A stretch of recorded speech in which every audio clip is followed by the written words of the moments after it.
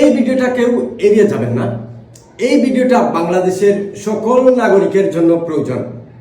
আমরা সবাই জানি বর্তমান 13তম জাতীয় নির্বাচন উপলক্ষে বাংলাদেশে গণভোটের আয়োজন করা হয়েছে।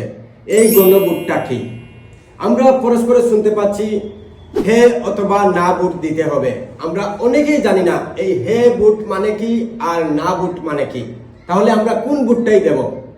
এখন আপনাদের সামনে আমি হে ভোট আর না ভোটের যে অনুচ্ছেদগুলো আছে 11টি অনুচ্ছেদ আপনাদের সামনে তুলে ধরবো। দয়া করে সবাই শেষ পর্যন্ত দেখবেন এবং আপনাদের সবার কাজে লাগবে এবং বুঝতে পারবেন।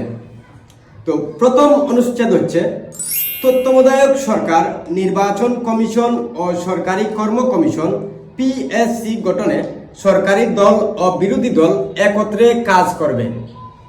2 নম্বর অনুচ্ছেদ হচ্ছে সরকারি দল ইচ্ছে মতো সংবিধান সংশোধন করতে পারবে না।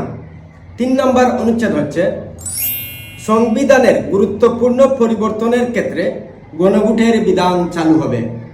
4 নম্বর হচ্ছে বিরোধী দল থেকে ডেপুটি স্পিকার এবং গুরুত্বপূর্ণ সংসদীয় কমিটি সমূহের সভাপতি নির্বাচিত হবেন। 5 নম্বর হচ্ছে যত মেয়াদী হোক কেউ সর্বোচ্চ 10 বছরের বেশি প্রধানমন্ত্রী থাকতে পারবে না।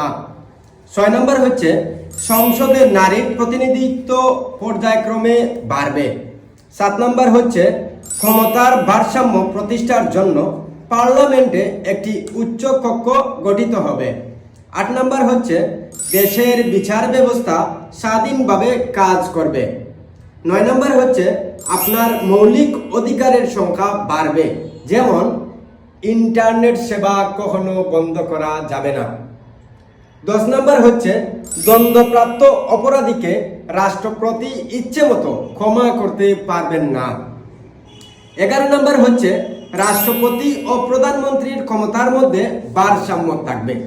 এই যে অনুচ্ছেদগুলা এগুলা যদি আপনারা চান তাহলে গণভোটে হা ভোট দিবেন, আর যে অনুচ্ছেদগুলা আমি বললাম এগুলা যদি আপনারা চান না তাহলে গণভোটে না ভোট দিবেন।